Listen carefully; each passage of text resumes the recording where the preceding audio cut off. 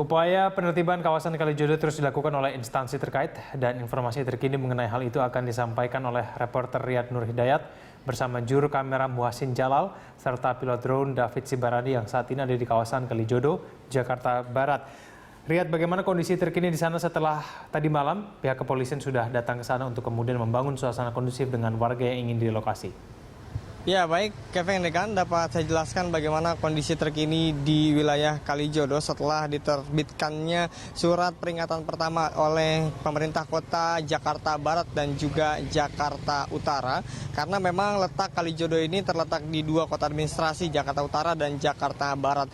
Tampaknya pada pagi hari ini atau pada siang hari ini jauh lebih sepi dari sebelumnya. Kita lihat di belakang saya tidak ada lagi kerumunan warga Kalijodo yang biasa melakukan aktivitas seperti biasanya. Bahkan warung-warung yang ada di sekitar wilayah Kalijodo ini terbilang cukup sepi dan mereka memilih untuk menutup aktivitas dagang mereka pada hari ini. Dan berdasarkan informasi yang dapat saya kabarkan bahwa sebagian besar dari warga Kalijodo terutama yang ada di wilayah Jakarta Utara pada siang hari ini mereka berdemo di gedung DPRD DKI Jakarta yang pada prinsipnya mereka menolak dengan rencana Pemprov DKI Jakarta yang akan menutup seluruh aktivitas yang ada di wilayah Kalijodo ini.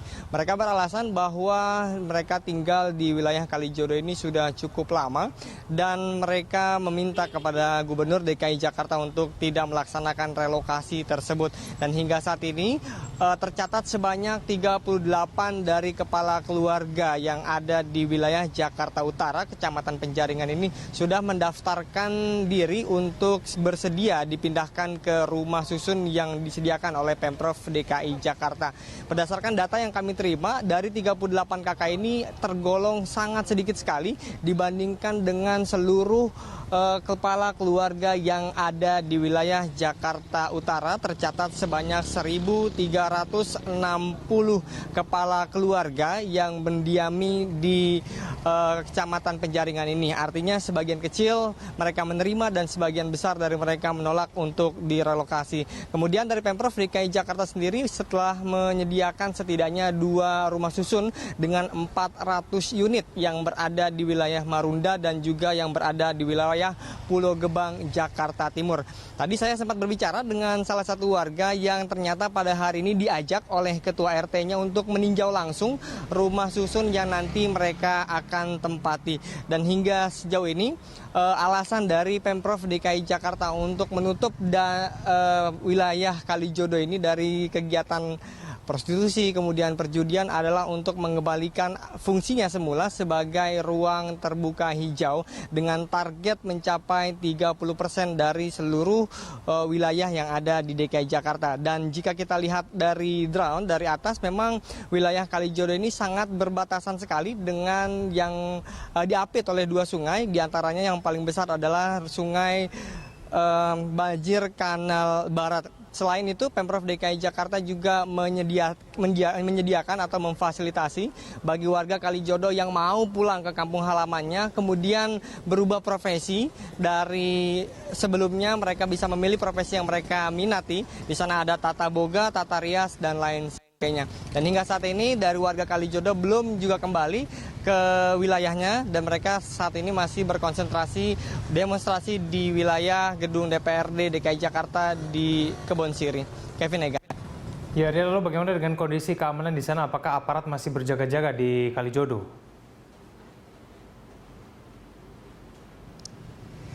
Ya, betul sekali. Sejak kemarin dari Direktur Kriminal Umum Polda Metro Jaya Krisnamurti yang datang ke Kalijodo ini tampak pada pagi hari ini, Egan, dan siang ini beberapa personil kepolisian masih berjaga-jaga untuk mengkondusifkan wilayah yang berada di wilayah Kalijodo ini.